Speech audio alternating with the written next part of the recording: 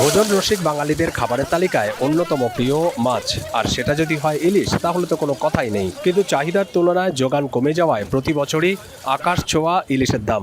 তাই মাছটির চাহিদা ও যোগানের মধ্যে সমন্বয়ে এবার পরীক্ষামূলকভাবে আবদ্ধ জলাশয়ে ইলিশ চাষে সাফল্য দেখালো পশ্চিমবঙ্গের কেন্দ্রীয় অন্তঃস্থলীয় মৎস্য গবেষণা কেন্দ্র সিফ্রি।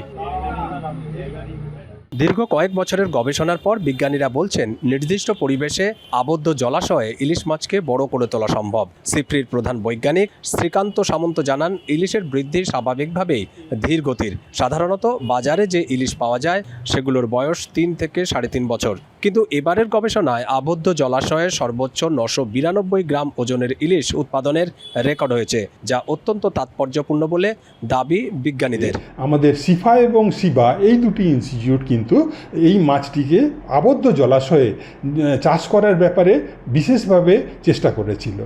কোনো জায়গায় আমরা নদী থেকেই জলটা নিয়েছি, সেটা আমাদের বিশেষ করে আমাদের কোলাঘাট এবং কাকদ্বীপ দুটো জায়গাতেই নেওয়া হয়েছিল। তো তাতে করে ফেসিলিটি কিছুটা বেটার পাওয়া যায়, কিন্তু আবদ্ধ যেই জল তার মধ্যেও কিন্তু ইলিশ মাছটা দেখেছি যে ঠিক মতনভাবে গ্রো করে। খুব একটা বিরাট সমস্যা কিন্তু আমরা ফেস করিনি। যেটা রহড়াতে করা হয়েছে আবদ্ধ জলাশয়ের মধ্যেই কিন্তু মাছটা বড় হয়েছে। গবেষকদের দাবি, উন্নত প্রযুক্তির মাধ্যমে আবদ্ধ জলাশয়ে ইলিশ চাষ করা হলে বাজারে স্বাদ ও সাধ্যের মধ্যে মাছটি কিনতে পারবেন ক্রেতারা।